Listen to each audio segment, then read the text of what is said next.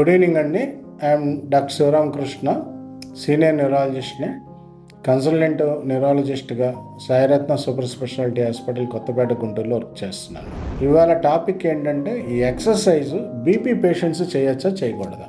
చాలామంది BP patients నా దగ్గరికి వచ్చి, ఏమండి నేను ఎక్సర్సైజ్కి వెళ్ళమని చెప్తా, ఏదో వాకింగ్ వీటికి, వెంటనే అడుగుతారు నేను ఎక్సర్సైజ్ చేయొచ్చా చేయకూడదా అని అడుగుతారు అనమాట.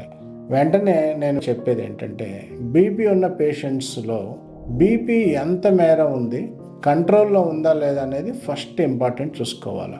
దాంతోపాటు బీపీ ఒక్కటే కాకుండా ఇంకేమన్నా షుగర్ కానీ, గుండెకి సంబంధించి కానీ, మెదడుకి సంబంధించిన ప్రాబ్లమ్స్ కానీ ఏమన్నా ఉంటే చూసుకోవాలి.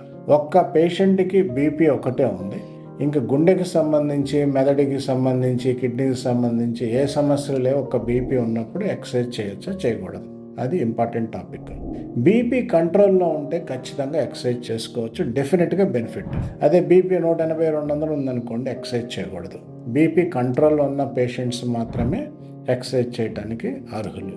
ఏ ఎక్సర్సైజ్ చేయాలి అనేది చాలా ఇంపార్టెంట్. వెళ్ళేసి వెయిట్స్ ఎత్తడం ఇలాంటివి చేయకూడదు. జనరల్గా బీపీ కానీ ఇలాంటి హెల్త్ ఎలిమెంట్స్ ఉన్నప్పుడు డాక్టర్స్గా మేము రికమెండ్ చేసేది ఏంటంటే కార్డియాక్ ఎక్సర్సైజ్, అంటే వాకింగ్ ఒకటి చక్కగా సింపుల్గా వాకింగ్ చేయండి, దట్ ఈస్ ఎనఫ్. అదే కాకుండా సైకిల్లో చేయొచ్చు, కొంచెం మైల్డ్ టు మోడరేట్ స్విమ్మింగ్ చేయొచ్చు. ఇలాంటి ఏమన్నా ప్రోగ్రామ్స్ చేసుకుంటే సరిపోతుంది. Thank you.